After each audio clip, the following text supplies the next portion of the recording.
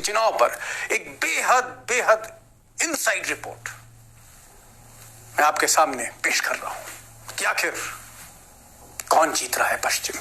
क्या वाकई बाजी पलट चुकी है? क्या वाकई अखिलेश और जयंत की जोड़ी आगे है, या फिर योगी, मोदी और शाह इनका रथ आगे है? दूध का दूध, पानी का पानी करने जा रहा हूं।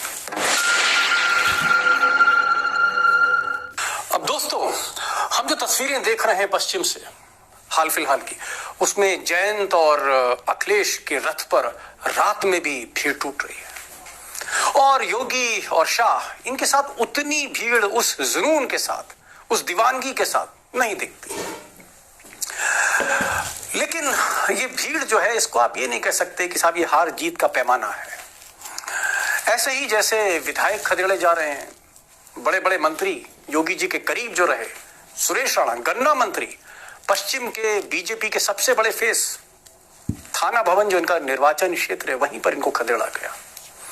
और श्रीकांत शर्मा, जिसमें लोग कहते थे कि अटल जी का अक्स दिखता है, उनकी हालत भी मथुरा में बहुत अच्छी नहीं है। और इस तरह के ये जो खदेड़ा दृश्य आप देख रहे हैं, अलग अलग वीडियो आ रहे हैं, मैं इसको भी पैमाना नहीं मानता। हो सकता है किसी पॉकेट में, किसी इलाके में कुछ लोग नाराज हों, लेकिन अगर किसी विधायक को खदेड़ा गया तो आप ये नहीं कह सकते कि वो पूरे निर्वाचन क्षेत्र की प्रतिक्रिया है।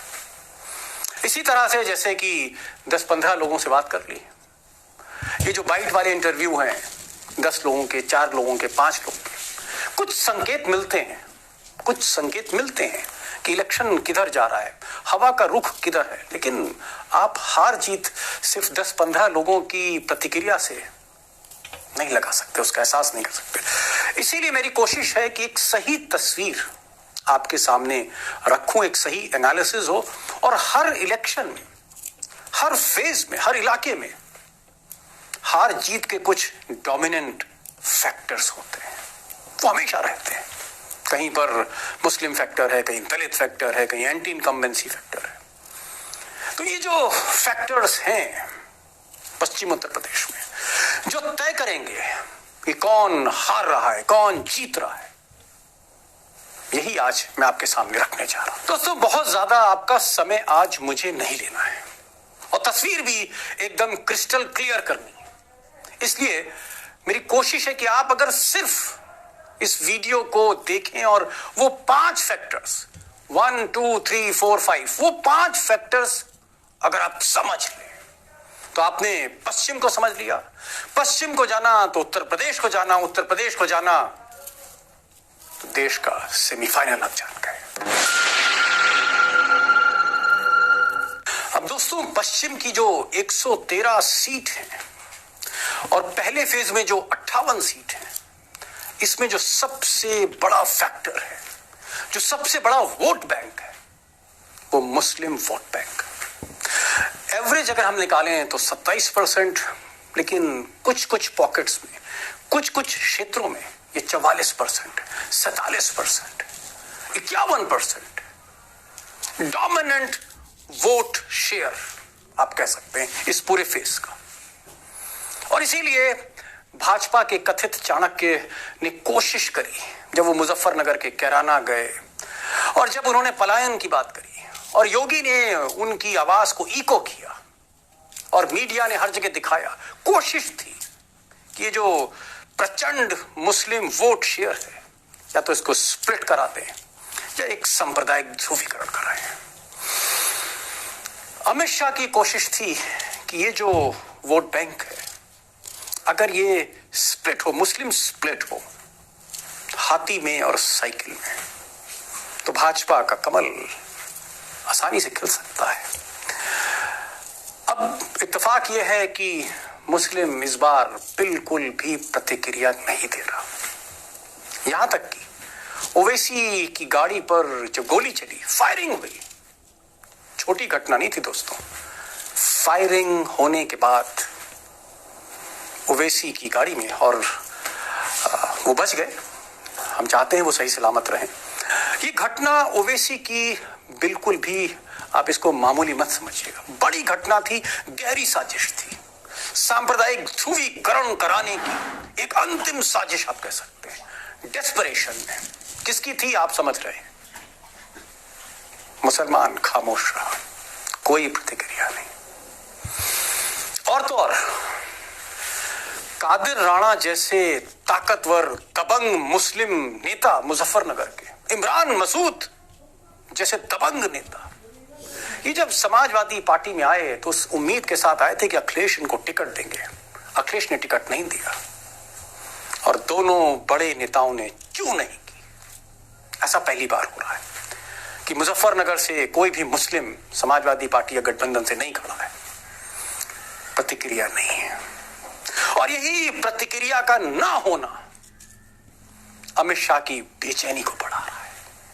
वो कोशिश कर रहे हैं कि ध्रुवीकरण हो, मुसलमान प्रतिक्रिया दे, प्रतिक्रिया नहीं हो रही।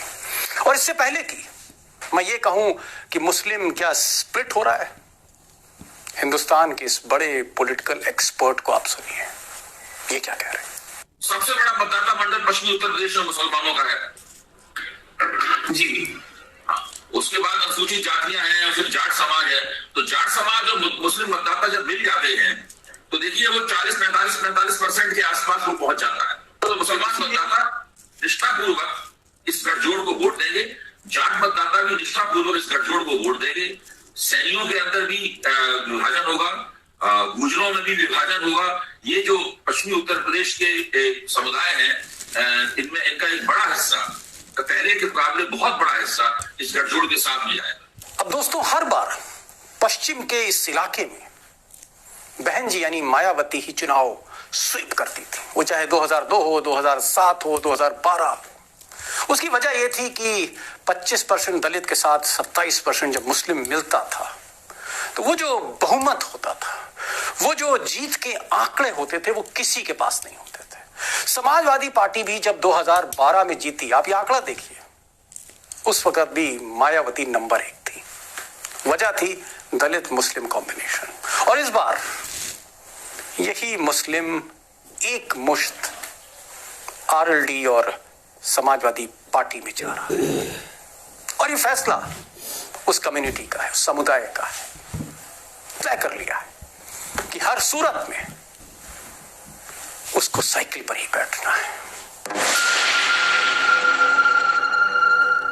अब ये जो झटका है मुसलमानों का, एक मुश्त साइकिल पर बैठना, हैंडपंप के साथ जाना, यानी गठबंधन के साथ जाना, ये झटका सिर्फ बहन जी के लिए नहीं है, ये बड़ा झटका चाणक्य अमित शाह के लिए है। वो वोट स्प्लिट नहीं करा पाए। और आप समझ सकते हैं कि 27% वोट अगर एक मुश्त जाए तो सोचिए लीड कहां से गठबंधन लेगा। दूसरा फैक्टर, जहां अमित शाह फिर एक स्प्लिट की कोशिश कर रहे थे, और इस बार वो स्प्लिट चाहते थे कि जो दलित वोट बैंक है, मुस्लिम के बाद नंबर 2 25%, और कहीं कहीं तो अगर आपके साथ सिर्फ दलित चल दे हाथ से हाथ बढ़ाकर तो आप स्वीप कर जाते हैं अपनी कंस्टिट्यूएंसी। अमित शाह चाहते थे कि ये जो दलित वोट बैंक है, इसका एक बड़ा चंक स्प्लिट हो और कमल के साथ आए। और यही एक्सरसाइज वो पिछले 6 महीने से कर रहे थे। योगी सरकार कर रही थी, डीएम को इंस्ट्रक्शंस थे, एसडीएम को इंस्ट्रक्शंस थे, कप्तान को इंस्ट्रक्शंस थे कि दलितों के मुकदमे लिखे जाएंगे, कार्रवाई होगी, राशन ठीक तरह से बटेगा, सब कुछ होगा। और उम्मीद थी कि ये दलित हाथी से उतरेगा और कमल पर आएगा। लेकिन आखिरी वक्त पर मायावती अपने इस खजाने को बचाने के लिए, जिंदगी भर की कमाई को बचाने के लिए उन्होंने पश्चिम की तरफ रुख किया, और फिर उनका जो कोर वोट है वो उनके पास आने लगा। अपने उम्मीदवारों को चुनाव के मैदान में उतारा है, जो यहाँ आपके बीच में इधर मंच पर मौजूद भी हैं, तो उन्हें आप लोगों को वोट वाले दिन अपनी पार्टी के हाथी चुनाव चिन्ह के सामने वाले बटन को दबा के जरूर जिताना है। भारी वोटों के अंतर से इनको जरूर कामयाब बनाना है। अब दोस्तों, मैं ये नहीं कह रहा हूं कि मुस्लिम 100% जा रहा है, लेकिन अगर 90% के ऊपर भी वो गठबंधन में जा रहा है तो भी एक मुश्त एन ब्लॉक बना जाएगा। और इसी तरह से अगर दलित 90% अधिकांश कोर दलित जाटव वोट अगर मायावती के साथ इंटैक्ट रहते हैं, जो मायावती घूम घूम कर अब उनके बीच जा रही हैं, बहन जी जा रही हैं, तो ये नुकसान सिर्फ और सिर्फ बीजेपी का है। लेकिन इन दो फैक्टर्स के साथ साथ मुस्लिम और दलित फैक्टर के साथ एक और ऐसा डोमिनेंट फैक्टर है जो बीजेपी को शूल की तरह, कांटे की तरह भीतर तक चुभ रहा है, जैसे अपनी ही चीज किसी दूसरे के हाथ में चली गई हो, जैसे अपनी ही मेहनत पर पानी फिर गया हो। और ये तीसरा फैक्टर है गुर्जर वोट का, है 6% के आसपास, कहीं 6%, कहीं 7%, कहीं 8%। लेकिन जो इनकी पॉकेट्स है, सहारनपुर बेल्ट और नोएडा बेल्ट, गुर्जर आप कह सकते हैं कि एक अरसे बाद बीजेपी से नाराज दिखे, जिसका कारण योगी आदित्यनाथ थे। अब दोस्तों ये कहानी गुर्जरों की ये है नाराजगी की कि राजा मिहिर भोज, सम्राट मिहिर भोज, 9वीं शताब्दी के सबसे बड़े सम्राट, जिनकी उस वक्त की राजधानी कन्नौज में थी और जिनका गढ़ आप सहारनपुर से लेकर आप नोएडा तक, जो गुर्जर हैं, जो अपना सम्राट मानते हैं, सब कुछ मानते हैं, इनकी एक 15 फुट की मूर्ति का उद्घाटन करने के लिए जब योगी जी दादरी यानी नोएडा गए 6 महीने पहले, वो एक गलती कर बैठे। और वही ठाकुरवाद वाली मानसिकता, वही जातिवाद वाली उनका जहन, उन्होंने वहां पर गुर्जर जो नेम प्लेट थी, वहां पर गुर्जर शब्द शायद हटाया गया, एक कंट्रोवर्सी हुई, विवाद हुआ। और कुछ लोग कहते हैं कि जब वो मूर्ति का अनावरण करने गए तो कुछ राजपूत बच्चों ने वहां इंक छिड़क दी। अब ये जो विवाद है इसकी तह में हम नहीं जाएंगे, आप अखबारों में पढ़ सकते हैं वो कहानी। उसका लब्बो लुआब ये है कि योगी जी से गुर्जर की सारी बेल्ट नाराज हो गई, धरने हुए, प्रदर्शन हुए और गुर्जरों को लगा कि उनके स्वाभिमान पर एक ठेस पहुंचा दी योगी जी ने, और वो मानने को तैयार नहीं है जैसे कि साहब ये गुर्जरों के सम्राट है। अब दोस्तों 2 दिन पहले बीच आधी रात ये जो जय वीरू की जोड़ी है, एक ट्रम्प का इक्का इसमें चला नोएडा में। और ये घटना ये है कि जब नोएडा वो रात में उनका रथ पहुंचा जयंत और अखिलेश का, तो उन्होंने एक बहुत बड़ी तस्वीर निकाली, पेंटिंग निकाली। और जब पेंटिंग को उन्होंने पब्लिक की तरफ दिखाया तो वो पेंटिंग थी गुर्जर सम्राट मिहिर भोज की। और जनता, जिसमें अधिकांश गुर्जर थे, जैसे दीवाने हो गए, टूट पड़े उस विजय रथ पर। और सरकार इतना घबरा गई, योगी सरकार इतना घबरा गई, उसको लगा कि सारा गुर्जर चला गया। इसका अंत यह हुआ कि अखिलेश यादव, जयंत चौधरी, वहां के गठबंधन के प्रत्याशी और जो 300-400 कार्यकर्ता थे, रातों रात इनके खिलाफ नामजद FIR करा दी गई। ये योगी की दूसरी गलती थी। और भी ज्यादा प्रतिक्रिया हुई और पूरा गुर्जर लामबंद हो चुका है। अब सवाल यह है कि ये सिर्फ सहारनपुर से और नोएडा के बीच में गुर्जर सेंटिमेंट्स की बात नहीं है। RLD ने ठोक पीट के सोच विचार के इस बार 9 गुर्जरों को टिकट दिया है अपने गठबंधन से, और उसमें इंद्रसेन जैसे लोग हैं जो गुर्जर के सबसे बड़े आइकॉनिक पॉलिटिशियन नेता प्रोफेसर यशपाल चौधरी के बेटे हैं। और भी कई बड़े गुर्जर नेता हैं जिनको समाजवादी पार्टी और RLD ने हाथों हाथ लिया है। ये एक फैक्टर ऐसा है कि गुर्जर जो अभी तक खासकर 2013 के बाद बीजेपी के साथ जा रहा था, वो स्प्लिट कर रहा है।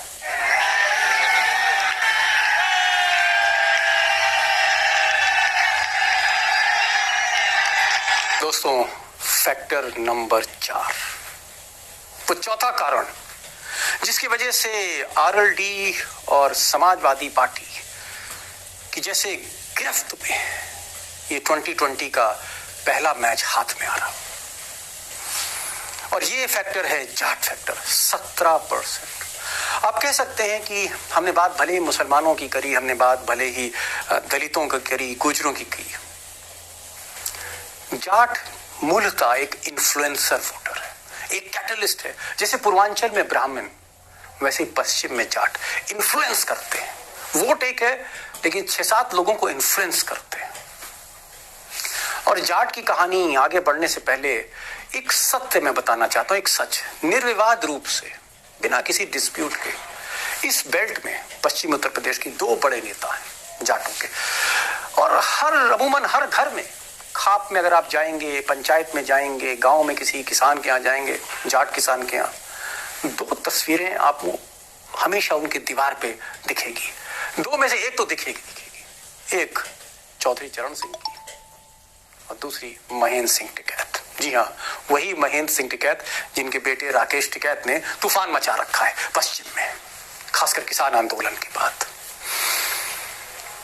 अब सवाल यह है कि जाट जो 2013 के बाद, मुजफ्फरनगर दंगों के बाद, जिसको अमित शाह ने कह रखा था कि साहब ये तो हमारे साथ आ गया है, अधिकार से वो कहते थे और अभी भी वो अधिकार से कह रहे हैं कि जाट तो हमारा है, लेकिन ये जाट तनिक भी झुकने को अमित शाह की तरफ जैसे तैयार ना हो रहा। और अमित शाह ने डेस्परेशन में थक हार के, संजीव बालियान जाटों के बड़े नेता हैं, मोदी सरकार में मंत्री हैं, राज्य मंत्री हैं, और जो बालियान खाप है, जिस खाप के सदर, जिस खाप के नेता नरेश टिकैत यानी राकेश टिकैत के भाई हैं, उसी खाप से मोदी जी के मंत्री जी आते हैं। ये बेचारे गए, कई बार हाथ पैर जोड़े इन्होंने नरेश टिकैत के। नरेश टिकैत ने उनको शिष्टाचार में चाय पिला दी, लेकिन हामी नहीं भरी। फिर परवेश वर्मा, दिल्ली के मुख्यमंत्री साहिब सिंह वर्मा, इनके बेटे को भेजा।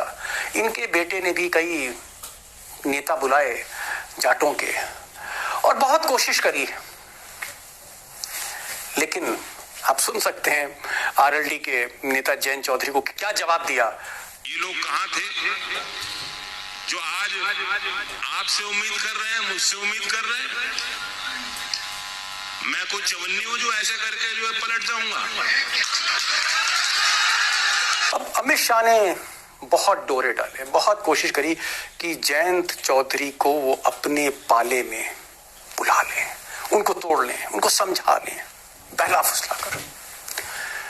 लेकिन साहब जयंत चौधरी तो जयंत चौधरी, उन्होंने जिस तरह का जवाब अमित शाह को दिया है और बार बार दे रहे हैं, आप ये 2-3 उनके जवाब सुन लीजिए और इससे आपको गठबंधन का, जयंत चौधरी का, अखिलेश यादव का जाटों के प्रति कॉन्फिडेंस पता लग जाएगा। सीधी बात कर दूं, अब तो 2020 का खेल है, चुनाव आ गया। अब टेस्ट मैच की टुक टुक नहीं चलेगी, सीधा छक्का मारना है। ऐसा भर भर के वोट दो, ईवीएम की मशीन को ऐसा भर के दो, नलके के बटन, एंटम के बटन को ऐसा दबाओ कि भारतीय जनता पार्टी की जो चर्बी चल रही है, सारे नेताओं की चर्बी उतार दो आप। दोस्तों एक चीज और मैं बताना चाह रहा था गुर्जर और जाटों के बारे में। ये जो मिलिटेंट आप कह सकते हैं, मिलिटेंट ट्राइब कह लीजिए आप, ये वो जाति है जो अपने जिद पे आ जाए तो फिर अड़ जाती है। और एक चीज और, ये जल्दी यू टर्न नहीं लेती है। जाट और गुर्जर अगर एक हो गए तो सच ये है कि इनसे कोई हुकूमत आज तक इतिहास में लड़ नहीं पाई। बहरहाल बढ़ते हैं अब 5वें फैक्टर की तरफ, और ये 5वां फैक्टर है योगी फैक्टर। वो योगी फैक्टर जिसको पिछले साल जून में मोदी योगी हटाना चाहते थे, गद्दी से उतारना चाहते थे। और उसकी वजह क्या थी? उसकी वजह थी एक तो महंगाई और बेरोजगारी और बदहाली और बद इंतजामी तो है ही, सबसे बड़ा फैक्टर था कि कोविड की दूसरी लहर में योगी की सरकार पूरी तरह से आप कह सकते हैं बहुत ही ब्रेजनली फेल हो गई। और ये इतना बड़ा फेलियर था कि लोग मरते गए। गंगा किनारे रेतों में लाशें दबती चली गई, लकड़ी तक लोगों के पास नहीं बची थी। सारा इंफ्रास्ट्रक्चर मेडिकल का बैठ गया उत्तर प्रदेश में, देश के सबसे बड़े राज्य में। दवा नहीं, ऑक्सीजन नहीं, और मीडिया उनके हर बदइंतजामी को, बदहाली को ढकती चली आई।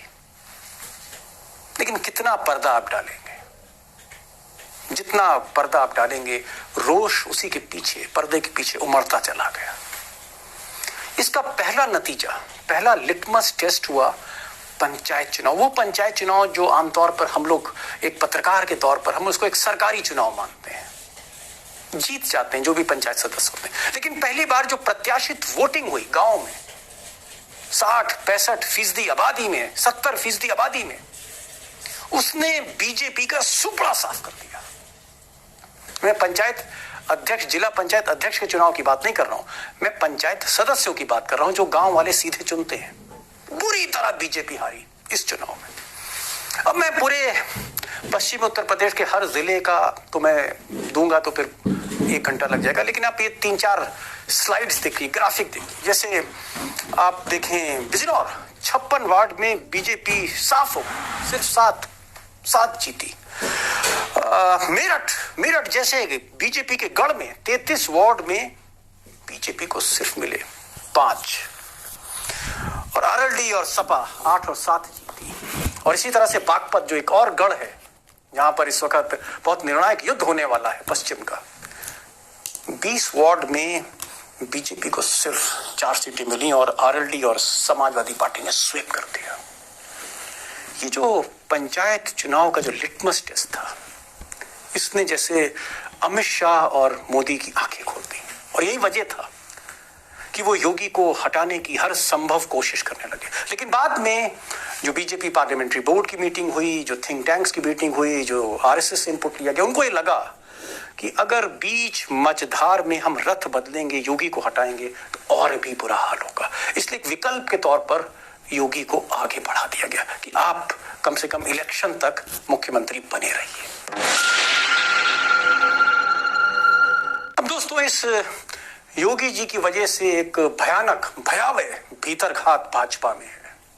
लॉबीज बनी हुई हैं संगठन के स्तर पर, प्रदेश के स्तर पर, प्रदेश और केंद्र के बीच में, मुख्यमंत्री और प्रधानमंत्री कार्यालय के बीच में, अमित शाह और योगी के बीच में, और जिले जिले बंटवारा है संगठन में।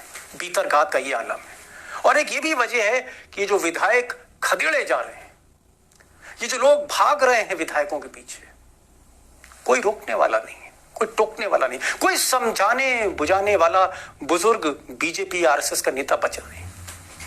और इस सब के बीच जैसे योगी जी ने अपना बैलेंस खो दिया हो। एक गर्मी जो अभी किराना में और मुजफ्फरनगर में कुछ जगह दिखाई दे रही है ना, ये सब शांत हो जाएंगी इसके बाद। क्योंकि गर्मी कैसे शांत होगी, ये तो मैं मई और जून में भी इसको बहुत शिमला बना देता हूं। अब यूं तो दोस्तों मैं ओपिनियन पोल को पूरी तरह से खारिज करता हूं, लेकिन एक ओपिनियन पोल आत्मसाक्षी कंपनी है हैदराबाद की, जिनका बीजेपी से कोई ताल्लुक नहीं है, उस कंपनी का जो पश्चिम में एक बहुत बड़ा सैंपल साइज था, वो आप थोड़ी सी झलक देख लीजिए। हालांकि इसको आप पैमाना कतई नहीं मानेगा। ओपिनियन पोल के मैं मुखालिफ हूं। मैंने इससे पहले भी एक वीडियो बनाया था ओपिनियन पोल्स पर, और मैंने कोशिश करी थी एक्सपर्ट्स के सहारे कि ये जो है सैंपल से लेकर डेटा तक इसमें सब टेम्पर किया जाता है। लेकिन एक झलक के तौर पर मैंने इस कंपनी को इसलिए चुना क्योंकि ये थोड़ी सी निष्पक्ष है, इसके सर्वेस ठीक होते हैं, और इसका यूपी में कोई इंटरेस्ट नहीं है और बीजेपी के साथ कोई जुड़ाव नहीं है। आप ये देखिए, पश्चिम की 136 सीटें हैं और इसमें बीजेपी को 33-34 है और समाजवादी पार्टी को 90-91 सीटें मिल रही हैं। एक मैंने सिर्फ ये कहा कि just to have a taste of it. दोस्तों, ये 5 डोमिनेंट फैक्टर्स, इंपॉर्टेंट फैक्टर्स जो थे पश्चिम उत्तर प्रदेश के, इसकी मैंने कोशिश करी है कि मैं एक बेहतर एनालिसिस, फैक्ट्स, फिगर्स और लोगों से बातचीत उसके आधार पर मैं आपके सामने रख सकूं कि आपको एक आइडिया लगे कि वाकई पश्चिम की जमीन पर इस वक्त क्या हो रहा है। रुख क्या है, हवा का रुख क्या है, इलेक्शन का रुख क्या है। अब मैं ये कहना चाह रहा हूं कि अगर ये पश्चिम की जो लहर है, अगर ये लहर उठी और इसने अवध पार किया और अवध पार करके ये पूर्वांचल लहर पहुंच जाती है, और यही लहर अगर पूर्वांचल में दिखती है जहां जाटों की तरह ब्राह्मण नाराज हैं और भी बहुत से फैक्टर्स हैं जिस पर हम तफसील से बात करेंगे, जहां ट्रेडिशनली पारंपरिक तौर पर बीजेपी थोड़ी कमजोर रहती है और समाजवादी पार्टी चढ़ी रहती है पूर्वांचल में, अगर ये लहर पश्चिम की ये पूर्वांचल में भी दिखी है, वहां तक पहुंची, तो मुझे लगता है कि 10 मार्च को जो चुनाव के नतीजों की जो इबारत है वो दीवार पे लिखी दिखाई दे रही है। लेकिन फिर भी